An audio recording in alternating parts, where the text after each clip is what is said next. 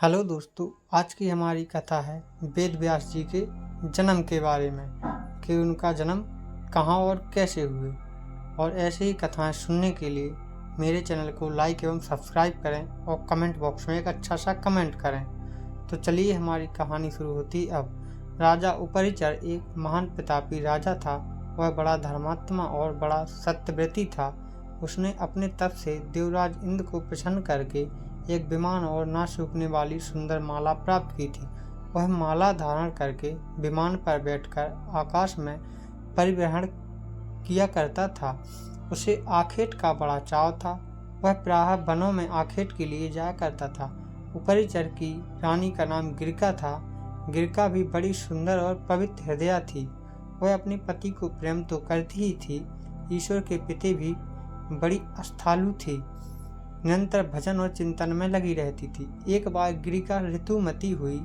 3 दिनों के पश्चात जब वह शुद्ध हुई तो उपरिचर उसके साथ रमण करने से पूर्व ही वन में आखेट के लिए चला गया।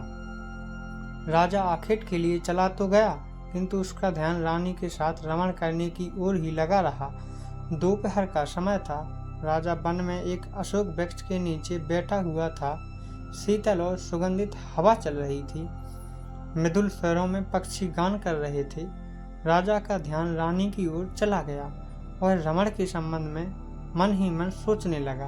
राजा कामातुर हो उठा और उसका वीर स्खलित हो गया।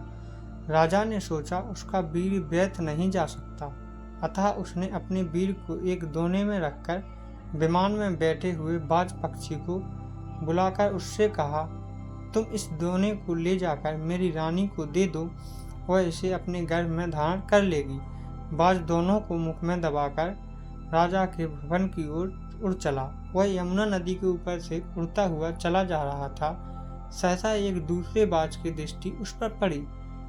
इसने सोचा यह अपने मुख में खाने की कोई चीज या वस्तु दबाए हुए है, अतः उसने उस बाज को आक्रमण कर दिया। दोनों बाजों में घमासान युद्ध करने लगा। परिणाम यह हुआ कि पहले बाज के मुख से दोना छूटकर यमुना के जल में गिर पड़ा। दोने में रखा वीर पानी में मिल गया। एक मछली की वीर पर दृष्टि पड़ी। उसने सोचा यह खाने की वस्तु है, अतः वह उसको पानी के साथ निगल गई। फलतः मछली गर्भवती हो गई। दासराज नामक मल्लाह को वह मछली शिकार में मिली। जब उसने मछली के पेट को बीचों बीच से काटा तो उसके पेट से एक बालक और एक बालिका निकली। दासराज ने दोनों को उपरिचर को भेंट कर दिया। उपरिचर ने बालक को तो अपने पास रख लिया, पर बालिका को दासराज को लौटा दिया। दासराज उस बालिका को अपने घर ले जाकर उसका पालन पोषण करने लगा। दासराज ने बालिका का नाम सत्यवती रखा।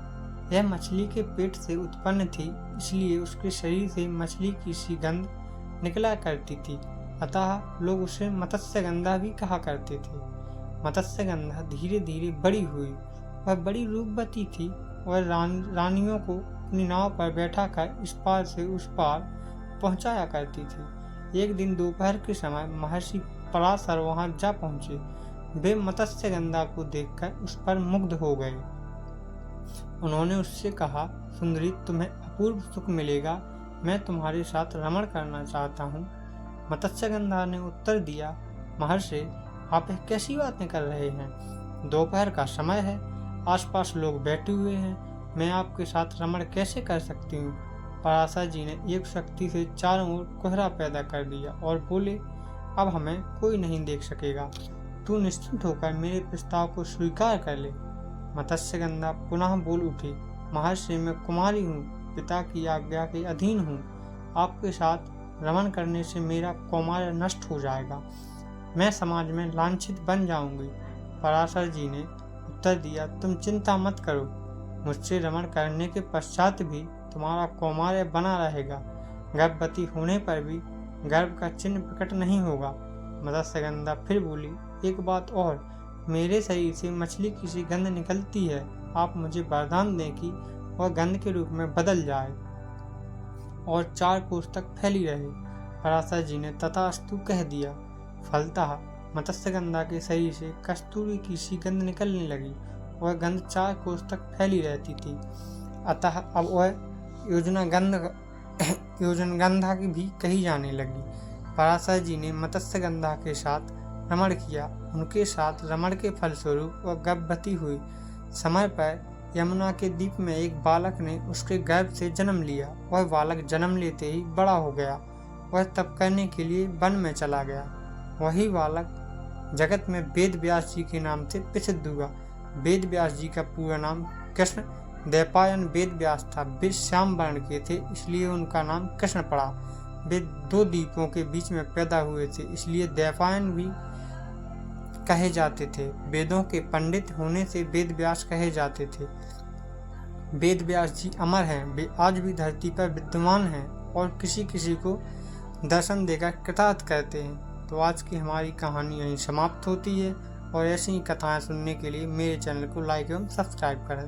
धन्यवाद।